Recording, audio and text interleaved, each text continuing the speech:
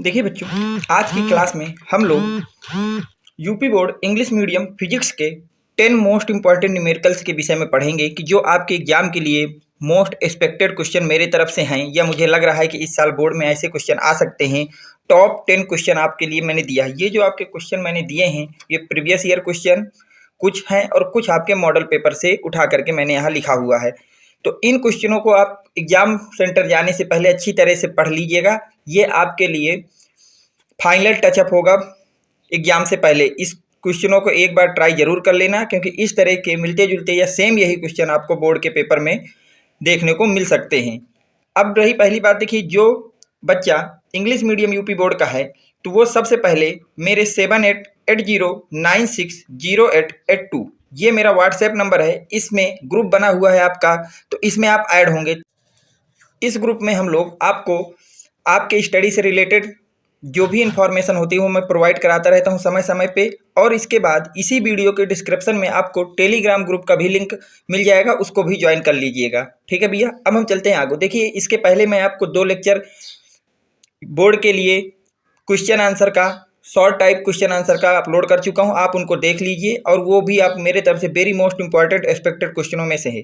तो ज़्यादा लेट ना करते हुए अभी स्टार्ट करते हैं भैया अपने काम की चीज़। देखिए, पहला क्वेश्चन आपका कह रहा है +3, -2q + q and +2q charges are placed inside of Gaussian surface. किसी गॉसियन सरफेस के अंदर इतने चार्ज आपके पड़े हुए हैं। What will be the total electric flux enclosed by the surface. तो आपको बताना है कि उस सरफेस में टोटल कितना इलेक्ट्रिक फ्लक्स होगा। तो देखिए, आप जानते हैं कि इलेक्ट्रिक फ्लक्स का फार्मूला क्या होता है। We know that electric flux जो होता है वो होता है total charge inside Gaussian surface. Gaussian surface के इनसाइड जितना चार्ज होगा उसको डिवाइड कर दीजिए एप्सिलॉन से, तो आपका जो भी आएगा उसको आप इलेक्ट्रिक फ्लक्स बोलते हैं। तो अकॉर्डिंग टू क्वेश्चन अगर हम लोग बात करते हैं, भैया अकॉर्डिंग टू क्वेश्चन अगर हम लोग बात करें तो total charge inside Gaussian surface, जो टोटल चार्ज होगा इनसाइड गॉसियन सरफेस वो कितना हो जाएगा। देखिए कितना दिया है टोटल चार्ज, +q है, माइनस का 2q है, प्लस का q है, प्लस का 2q है। तो इन सबको जब आप ऐड करोगे तो क्या यहाँ से 4q हो जाएगा, क्योंकि माइनस वाले कट जाएंगे प्लस वाले जुड़ जाएंगे, तो ऐसा होगा। तो अब देखिए, तो यहाँ से फ्लक्स आपका कितना हो जाएगा, phi equal to total inside current charge, sorry, तो टोटल इनसाइड आपका चार्ज आया प्लस का 4q, तो यहाँ लिख दोगे प्लस का 4q डिवाइड बाई एप्सिलॉन से डिवाइड कर देंगे। बस आपका यही क्या हो गया, आंसर हो गया। ये आपका 4 मार्क्स का क्वेश्चन है जो 2022 के एग्जाम में पूछा गया था। इसको देख लीजिए अच्छी तरह से, बहुत ही ज़्यादा इंपॉर्टेंट सवाल है। यहाँ से एक क्वेश्चन हर साल आपके बोर्ड में पूछता है इलेक्ट्रिक फ्लक्स से रिलेट करके। ठीक है, तो ये फार्मूला अच्छी तरह से रट लेना कि इलेक्ट्रिक फ्लक्स का फार्मूला होता है total charge inside the Gaussian surface divide by epsilon not. चलते हैं अगले वेरी मोस्ट इंपॉर्टेंट क्वेश्चन की तरफ भैया। देखिए, इस क्वेश्चन को भी आप लोग पढ़ लीजिए अच्छी तरह से। दिया हुआ है कि the linear charge density of a uniformly charge straight wire of infinite length is 10 × 10⁻⁸ centimetre coulomb पर मीटर। कूलाम पर मीटर नहीं, सॉरी, सेंटीमीटर, ये क्या लिखा है, एक मिनट रुकना, ये क्या है, मैंने पढ़ा द लीनियर चार्ज डेंसिटी है इतने से इतने, अच्छा लीनियर चार्ज डेंसिटी है तो ये कूलाम पर मीटर है। ये क्या भैया, कूलाम पर मीटर है। ठीक है, find the intensity of the electric field produce 2 centimetre away from the wire. एक ये वायर दी गई है, बोला गया है कि इससे 2 सेंटीमीटर अवे आपका एक पॉइंट है P, मान लेते हैं, लेट कर लिया। उस पॉइंट पे आपको इलेक्ट्रिक फील्ड इंटेंसिटी बताना है कितनी होगी अगर इस वायर का जो लीनियर चार्ज डेंसिटी है उसकी वैल्यू हो 10 × 10⁻⁸। कितना हो भैया, 10 × 10⁻⁸ हो। तो आपको बताना है कि इस वायर से 2 सेंटीमीटर अवे अगर कोई पॉइंट आपका है तो उस पॉइंट पे इलेक्ट्रिक फील्ड इंटेंसिटी कितनी होगी। तो देखिए, कभी भी न्यूमेरिकल अगर आप फिजिक्स का ट्राई कर रहे हैं तो एक बात याद रखिए, सबसे पहले आपको सवाल को पढ़ने के बाद जो जानकारी सवाल में दी है उसको लिखना है, उसको गिवन करना है। जैसे इस क्वेश्चन को आप लोगों ने पढ़ा तो आपको लीनियर चार्ज डेंसिटी दी हुई है, तो हमने लिख लिया, गिवन है linear charge density lambda equal to होता है 10 × 10⁻⁸ कूलाम पर मीटर दिया हुआ है।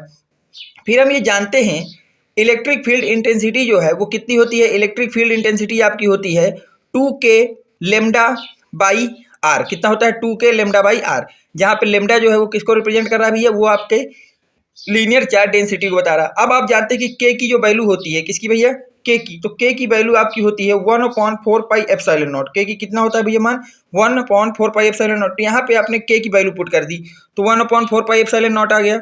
लेमडा की वैल्यू पुट कर दी और आप आर की वैल्यू पुट कर दी। आर सेंटीमीटर में था तो मीटर में बदलोगे तो क्या आपकी 0.02 आ जाएगा।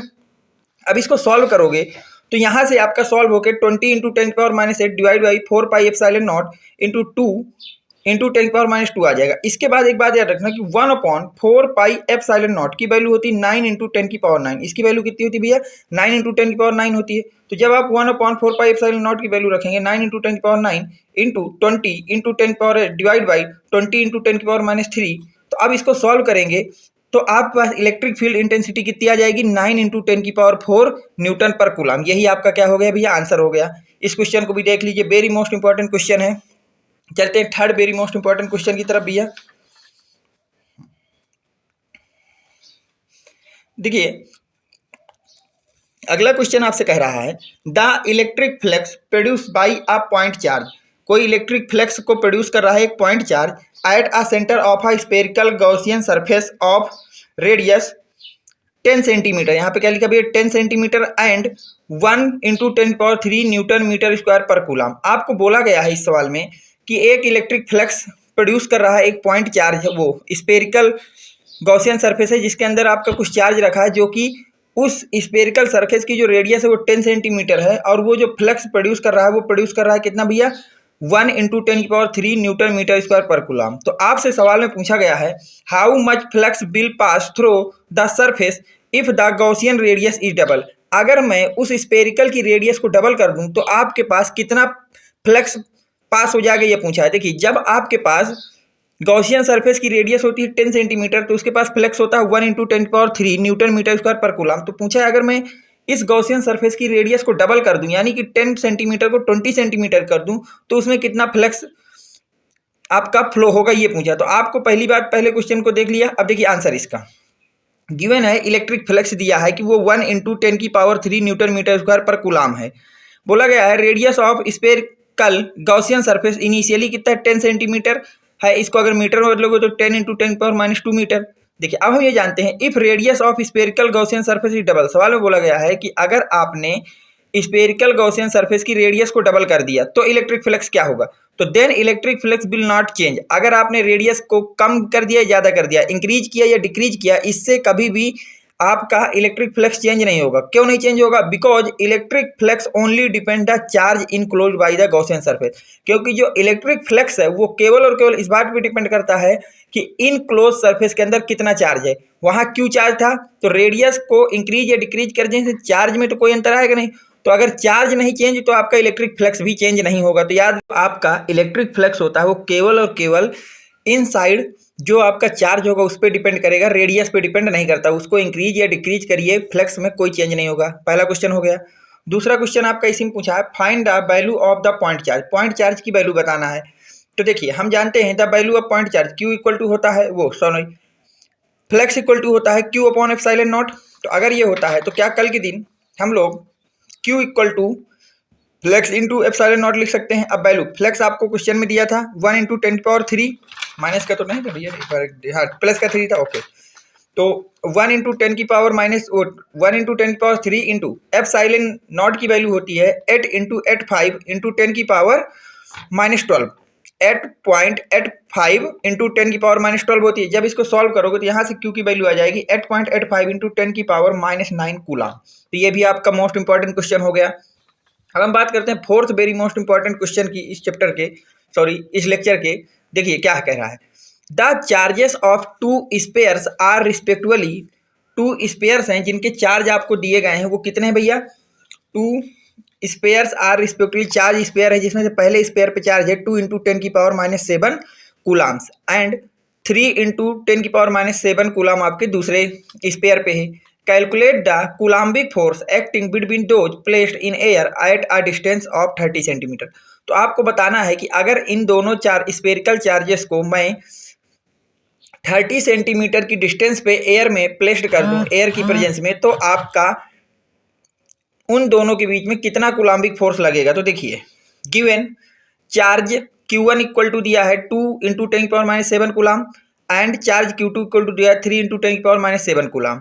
Distance between Q1 and Q2 दिया है 30 सेंटीमीटर, जो हमको हमेशा मीटर में रखनी होती है, तो इसको चेंज करोगे मीटर में तो आएगा 0.3 मीटर।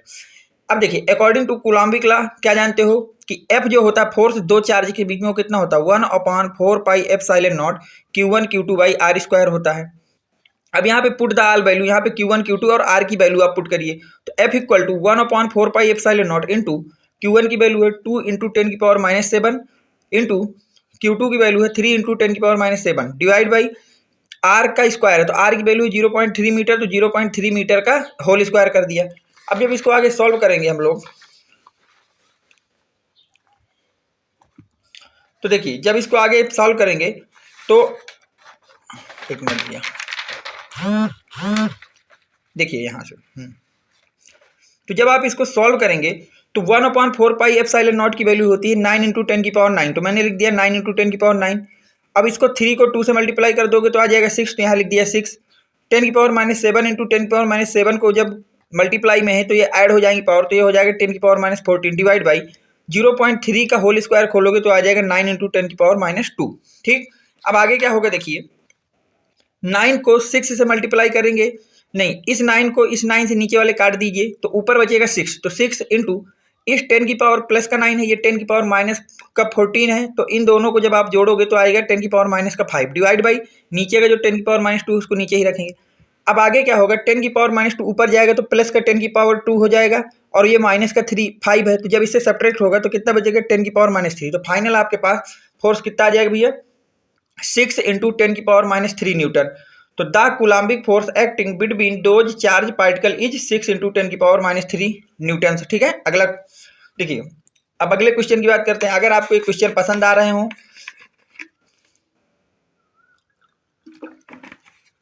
तो प्लीज इस वीडियो को लाइक करें, ज़्यादा से ज़्यादा लोगों तक शेयर करें, और अपने फ्रेंड सर्कल को तो जरूर से जरूर इस वीडियो को शेयर करें, ताकि वो लोग भी एग्जाम से पहले ये मोस्ट इंपॉर्टेंट क्वेश्चनों की जो सीरीज चल रही है उसको देख लें और अपने एग्जाम जाने से पहले अच्छी तरह से फिजिक्स की तैयारी कर लें। चलते हैं भैया अगले क्वेश्चन की तरफ। देखिए अगला क्वेश्चन क्या कह रहा है, अगला क्वेश्चन आपका कह रहा है find the intensity of the electric field that can balance an oil drop of mass 0.001 milligram carrying 3 electronic charge.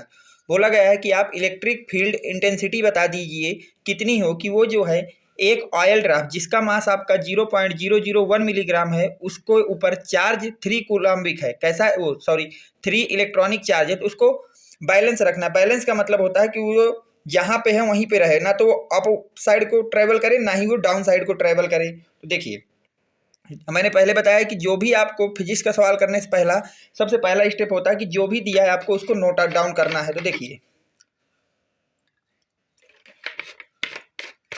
दिया गया है मास ऑफ ऑयल, तो मास ऑफ ऑयल ड्रॉप है 0.001 मिलीग्राम।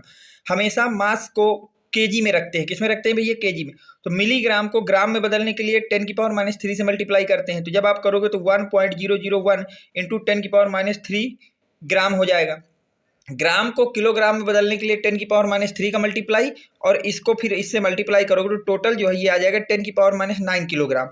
ठीक है, कितना आ जाएगा भैया 10 की पावर -9 किलोग्राम आ जाएगा। आगे देखिए चार्ज ऑफ 3 इलेक्ट्रॉन्स, 3 इलेक्ट्रॉन्स का अगर हम चार्ज निकालें तो कितना होगा 3 × 10 की पावर 3 × 1.6 × 10 की पावर -19 कूलम होगा। जब इसका मल्टीप्लाई करोगे तो 4.8 × 10 की पावर -19 कूलम आ जाएगा। अब जैसा कि क्वेश्चन बोला है कि जो आपकी ऑयल ड्रॉप है वो बैलेंस है, अगर वो बैलेंस है तो देखिए जो mg फोर्स होता है किसी भी ऑब्जेक्ट पे जो लगता है वो हमेशा डाउनवर्ड लगता है, तो F आपका डाउनवर्ड लगेगा, और जो इलेक्ट्रॉनिक फोर्स है ये इसमें अपवर्ड रखेगा, क्योंकि इसको बैलेंस करना है। अगर बैलेंस करना है तो mg को बैलेंस करने के लिए कोई फोर्स चाहिए जो इलेक्ट्रॉनिक फोर्स हो, और इलेक्ट्रॉनिक फोर्स कितना होता है भैया QE के बराबर होता है। कितना होता है QE के प्रोडक्ट के बराबर होता है। तो अगर ये जो आपका ग्रेविटी का फोर्स है और ये जो इलेक्ट्रॉनिक फोर्स है ये दोनों इक्वल हो जाए तो क्या ये आपकी जो ऑयल ड्रॉप है ये बैलेंस हो जाएगी, बिल्कुल हो जाएगी। चलो देखते हैं आगे भैया कैसे होगी। अब वहां से हमको ये पता चल गया है कि अगर ऑयल ड्राफ्ट को बैलेंस होता है तो एफ को किसके बराबर होना पड़ेगा QE के इक्वल होना पड़ेगा। एफ की वैल्यू जो है वो कितनी होती है mg होती है, mg इक्वल टू QE हो जाएगा। तो यहाँ से जब E की वैल्यू निकालोगे तो E इक्वल टू आपके पास mg/q बनेगा। अब देखिए सारी वैल्यू पुट करिए। E तो आपकी इलेक्ट्रिक फील्ड इंटेंसिटी है जिसको आपको फाइंड आउट करना है, लेकिन m की वैल्यू कितनी है, मास है 10 की पावर -9 है आपके पास, इंटू g की बात करें तो उसकी वैल्यू 10 होती है, डिवाइड बाई q की बात करें तो q की वैल्यू कितनी होती है भैया, q की वैल्यू जो इस क्वेश्चन में दी है वो दी है 4.8 इंटू 10 की पावर -19 कूलाम। जब इसको सॉल्व करोगे तो यहाँ से सॉल्व करने के बाद आपके पास आ जाएगा electric field intensity equal to 10 की पावर 11 डिवाइड बाई 4.8, कितना आ जाएगा भैया 10 की पावर 11 डिवाइड बाई 4.8। जब इसको और सही सॉल्व करोगे तो यहाँ से आपका आ जाएगा सॉल्व होने के बाद 2.08 इंटू 10 की पावर 10 वोल्ट पर मीटर। ये आपका क्वेश्चन हो गया। चलते हैं अगले इंपॉर्टेंट क्वेश्चन की तरफ। देखिए अगला क्वेश्चन क्या कह रहा है, कह रहा है 5 ampere current is flowing in a wire. किसी वायर से क्या है भैया 5 एम्पियर की करंट आपकी फ्लो हो रही है। हाउ मैनी इलेक्ट्रॉन्स पास पर मिनट, तो बताना है कि उस वायर से पर मिनट कितना इलेक्ट्रॉन आपका पास होगा through the cross section area of the wire. तो देखिए current flow through a conductor can be given as, हमको ये पता है कि किसी भी कंडक्टर जो करंट फ्लो होती है वो किसके बराबर होती है, I equal to q by t के बराबर होती है। अगर मैं यहाँ Q की वैल्यू पुट करूँ तो Q की वैल्यू हमको पता है कि वो N होता है, तो Q की जगह N बाई टी रख सकते हैं। तो यहाँ से I का आपके पास फार्मूला क्या आ गया, तो यहाँ से I इक्वल टू मेरे पास फार्मूला आ गया N बाई टी, कितना आ गया भैया N बाई टी।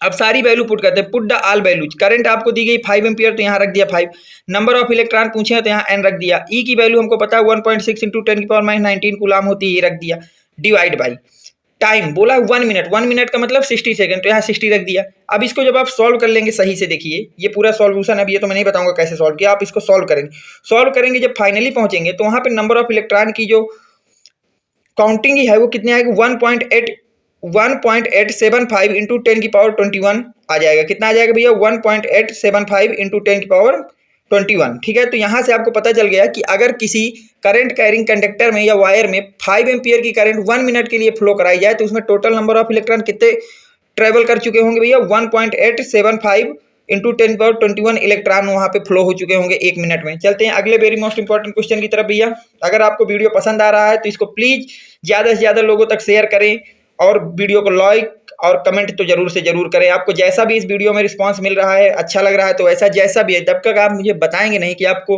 वीडियो देखने के बाद कहाँ पे क्या मुझे पढ़ाने में कमी रह गई या आपके पढ़ने में कहीं कमी रह गई, तो मैं अगले वीडियो में उसको कैसे इंप्रूव करूँगा। तो जैसा भी आपको फील हो वीडियो देखने के बाद उसको जरूर उसका रेटिंग जरूर कर दिया करो कि सर इस ऐसा रहा वीडियो, ये कमी रही, ये अच्छा रहा, तो उससे मुझे भी थोड़ा अगले वीडियो में अपने आप को इम्प्रूव करने का मौका मिलेगा। चलते भैया अगले क्वेश्चन की तरफ। देखिए अगला क्वेश्चन कह रहा है an electric dipole with dipole moment 4 into 10 की पावर -9 कूलाम मीटर। एक इलेक्ट्रिक डाइपोल है जिसका डाइपोल मोमेंट कितना है भैया 4 इंटू 10 की पावर -9 कूलाम मीटर है, is aligned at 30 degree with r direction of uniform magnetic field. जो कि डाइपोल जो आपका रखा है वो कहाँ रखा है भैया, इलेक्ट्रिक फील्ड से 30 डिग्री का एंगल बनाते हुए वो रखा हुआ है।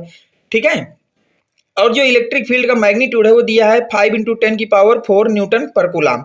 Calculate the magnitude of the torque acting on the dipole. तो आपको बताना है कि इस डाइपोल पे जो टॉर्क लगेगा उसका मैग्नीट्यूड बताना है कितना होगा। तो आपको ये पता ही है, जब किसी ने आपको चैप्टर पढ़ाया होगा तो ये बात पता होगी कि जब आपका किसी यूनिफॉर्म इलेक्ट्रिक फील्ड में आप किसी डाइपोल को रखते हैं तो उसमें एक टॉर्क लगता है। क्या लगता है भैया, टॉर्क। टॉर्क का काम ये होता है कि जो आपके पास डाइपोल है उसको क्या करता है, वो इलेक्ट्रिक फील्ड की डायरेक्शन में लाने की कोशिश करता है। तो देखिए वो चीज़ें अलग है, वो तो मैं अभी नहीं बता रहा। अब चलते हैं न्यूमेरिकल की तरफ।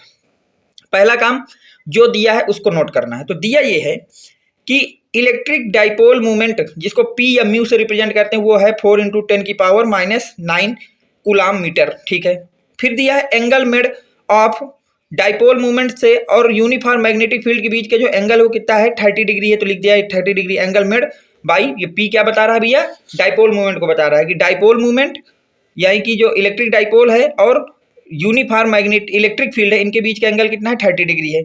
इलेक्ट्रिक फील्ड क्वेश्चन में दी है 5 इंटू 10 की पावर 4 न्यूटन पर कूलाम। तो torque acting on the dipole, देखिए टॉर्क कितना एक्टिव होता है डाइपोल में, उसका फार्मूला पता है कि टाउ इक्वल टू होता है पीई साइन थीटा। कितना होता है भैया पीई साइन थीटा। अब यहाँ क्या करेंगे, पुट द ऑल वैल्यू, सारी वैल्यूओं को आप लोग पुट करेंगे तो टॉर्क इक्वल टू टाउ रहने देंगे। अब यहाँ पी की जगह रखोगे 4 इंटू 10 की पावर -9 क्वेश्चन में दिया है, ई की वैल्यू दी है 5 इंटू 10 की पावर 4 और साइन थीटा साइन 30 डिग्री हो जाएगा। अब देखिए जब इसको 4 को 5 से मल्टीप्लाई करोगे तो 20 आ जाएगा। 10⁻⁹ को 10⁻⁴ के साथ जब ऐड करोगे तो यहाँ 10⁻⁵ बचेगा और sin 30 की वैल्यू आपकी होती है 1/2। जब इसको सॉल्व करोगे तो टॉर्क की वैल्यू कितनी आ जाएगी 10⁻⁴ न्यूटन मीटर। कितनी आ जाएगी भैया 10⁻⁴ न्यूटन मीटर। तो hence magnitude of the torque acting on the dipole is, तो डाइपोल पे जो टॉर्क लगेगा वो कितना लगेगा 10⁻⁴ न्यूटन पर मीटर लगेगा। तो ये इस क्वेश्चन को ध्यान से देख लीजिए, वेरी मोस्ट इंपॉर्टेंट क्वेश्चन है मेरे तरफ से ये वाला। इसको तो आप जितनी बार भी इंपॉर्टेंट लगाए वो कम है। याद रखना किसी भी डाइपोल को अगर हम इलेक्ट्रिक फील्ड में रखते हैं, किस में रखते हैं यूनिफॉर्म इलेक्ट्रिक फील्ड में लगते हैं, तो उसमें एक टॉर्क लगता है और टॉर्क का कितना टॉर्क लगता है तो याद रखना PE sin थीटा लगता है। कितना लगता है भैया PE sin थीटा लगता है। चलते हैं अगले वेरी मोस्ट इंपॉर्टेंट न्यूमेरिकल की तरफ जो कि कुछ इस तरह से है। बोला गया है at what distance from the 5 × 10⁻⁸ coulomb point charge. आपको बोला गया है कि एक पॉइंट चार्ज है जिसकी वैल्यू कितना है भैया 5 × 10⁻⁸ कूलाम है। Bill the electric field intensity of 450 volt पर मीटर। बोला गया है कि एक आपका पॉइंट चार्ज है जिसकी वैल्यू कितनी है भैया 5 × 10⁻⁸ है कूलाम है और वो इलेक्ट्रिक फील्ड इंटेंसिटी जो है वो 450 वोल्ट पर मीटर। तो आपको बताना है कि वो किस डिस्टेंस पे रखा होगा, इलेक्ट्रिक फील्ड इंटेंसिटी से वो पॉइंट किस डिस्टेंस पे रखा होगा। तो देखिए सबसे पहला काम जो दिया है उसको लिखना है। तो गिवन क्या है कि चार्ज जो है वो आपका कितना है 5 × 10⁻⁸ कूलाम है, उसको लिख दिया। इलेक्ट्रिक फील्ड इंटेंसिटी दी गई है 450 वोल्ट पर मीटर, तो उसको लिख दिया भैया आप लोगों ने वोल्ट पर मीटर। ठीक है भैया। अब देखिए आपसे पूछा क्या भैया डिस्टेंस पूछा है। क्या पूछा भैया डिस्टेंस। तो डिस्टेंस पूछा है तो वी नो डैट हम ये जानते हैं कि इलेक्ट्रिक फील्ड इंटेंसिटी जो होती है वो किसके बराबर होती है भैया फोर्स अपॉन चार्ज के बराबर होती है। किसके बराबर होती है भैया फोर्स अपॉन चार्ज के बराबर होती है।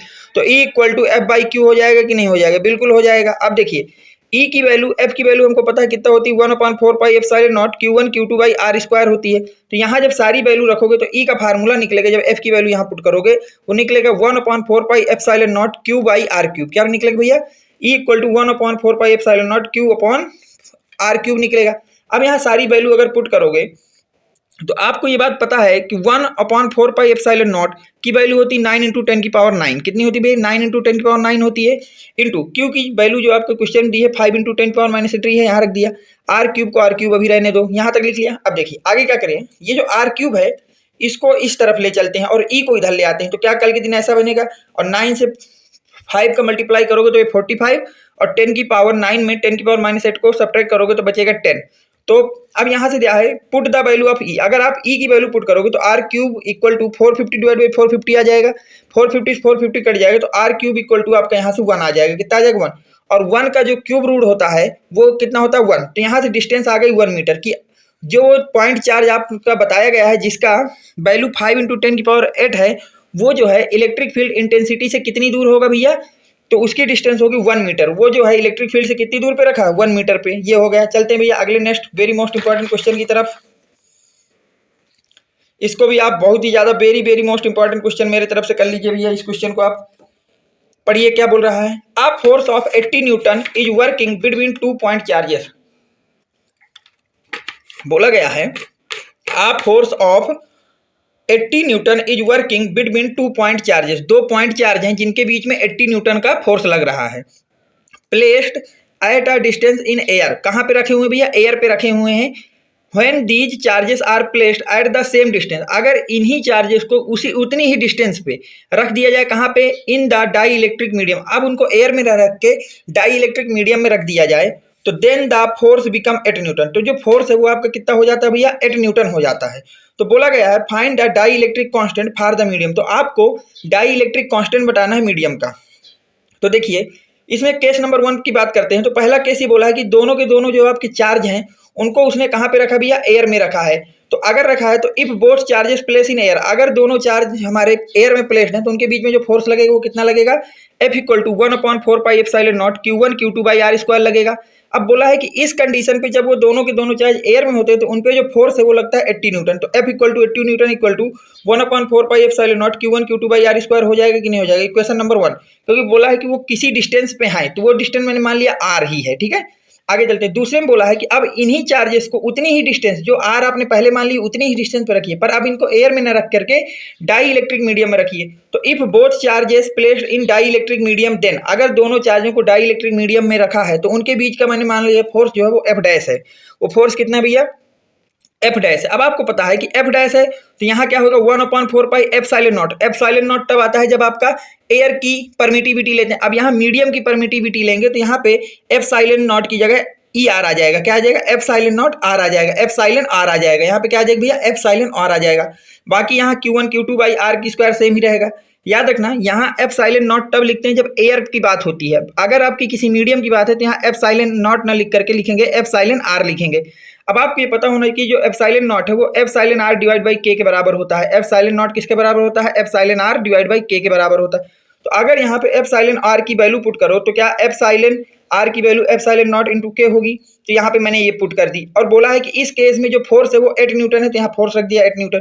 तो क्या इस फार्मूले में ध्यान देखिए जो ये वैल्यू रखिए 1/4 pi epsilon naught Q1 Q2 by r square, इसकी वैल्यू यहाँ से आपको दिख रही है कि ये 80 है। तो अगर मैं इसकी जगह 80 रख दूं तो नीचे के बचेगा और यहाँ 8 होगा। तो के को इधर ले जाए तो ये 80 बाई, अगर मैं अब क्या करूँ के को उधर ले जाऊँ तो ये 80 बाई 8 बन जाएगा, जिसको आप सब काट देंगे तो यहाँ से कितना आ जाएगा भैया 10। के की वैल्यू कितना आ जाएगी 10, और 10 जो आया के आया इसी को क्या बोलते हैं डाई इलेक्ट्रिक कांस्टेंट। तो आपसे इसमें डाई इलेक्ट्रिक कांस्टेंट पूछा तो ये आपकी वैल्यू गई। इस सवाल को भी आज अच्छी तरह से देख लीजिए भैया। चलते हैं आज की क्लास का नेक्स्ट या लास्ट क्वेश्चन की तरफ। ठीक भैया, अब उसको भी देख लीजिए आप लोग अपने हिसाब से। अगर इतना कुछ पढ़ाने के बाद आपको किसी क्वेश्चन में कोई डाउट आ रहा है या समझ में नहीं आया तो आपको मैंने अपना व्हाट्सएप नंबर भी दे चुका हूँ। व्हाट्सएप नंबर जिन बच्चों ने लिखा दोबारा लिख लें 7880960882।